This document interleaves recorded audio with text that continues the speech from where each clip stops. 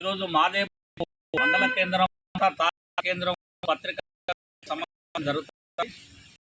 కాంగ్రెస్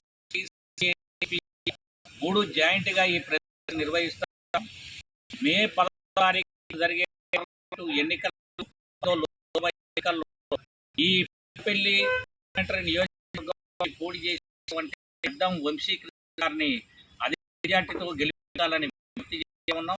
అదేవిధంగా వరంగల్ పార్లమెంటరీ నియోజకవర్గం నుంచి పోటీ చేసేటువంటి కాంగ్రెస్ పార్టీ అభ్యర్థిని డాక్టర్ కడియం కావ్య గారిని మెజారిటీ గెలిపించాలని ప్రజలందరికీ మీ ద్వారా విజ్ఞప్తి ఉన్నాం.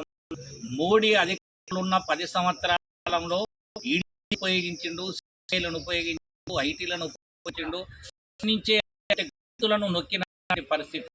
అదేవిధంగా గవర్నర్ వ్యవస్థ ఉపయోగించి రాష్ట్రాల ప్రభుత్వం తగ్గించేటువంటి ప్రయత్నం చేసిండు. అక్రమ మోడీ అధికారంలోకి రాకముందు ఇచ్చినటువంటి ఏ ఒక్క విధానం కూడా వేరలేదు. జీరో అకౌంట్ 15 లక్షలు ఎత్తమన్నాడు. సంవత్సరానికి కోట్ల మాట మరిచిండు. అటవీ హక్కుల చట్టాన్ని నిర్వీర్యం చేసిండు. సమాచార హక్కు చట్టం లేకుండా చేసినటువంటి రాజ్యాంగంలో అటువంటి 4 మూల స్తంభాలైనటువంటి ఈ పక్క పనిచేస్తూ ప్రజాస్వామ్యాన్ని చేస్తాం చేసేటువంటి పని ఉంది. అదేవిధంగా సమైక్య భావన కూడా లేనటువంటి కూడా కనపడతా ఉంది. సామాజిక న్యాయం కూడా చేయాలనేటువంటి పరిస్థితి ఉంది. మీడియా ఛాన్స్ లేకుండా చేయాలనేటువంటి ఆలోచన మోడీ సర్కార్ ఉంది. అదే ధరలు ఉల్లిగడ్డ ఇచ్చినా కూడా పెరిగిన పరిస్థితి ఉంది. అందుకని గెలిస్తే మనుధర తీసుకొచ్చి రాజ్యాంగాన్ని పక్కనెట్టేస్తాడు. ఒకే పాలన అనే సిస్టాన్ని తీసుకొస్తాడు.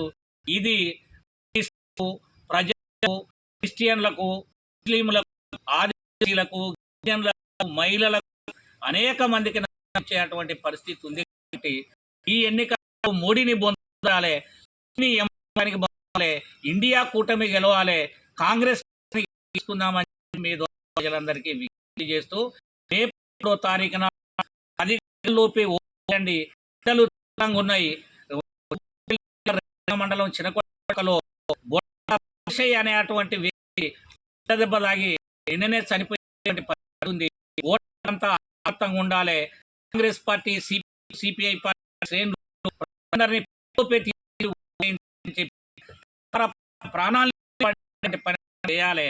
అది బీజేపీకి ఉండదు కాబట్టి బీజేపీ విధానాన్ని వెనక్కి కొట్టాలి. ఈ ఎన్నికల్లో ప్రతి ఓటే బీజేపీ ఓడించాలని మీ ద్వారా అందరికీ విజ్ఞప్తి చేస్తారు.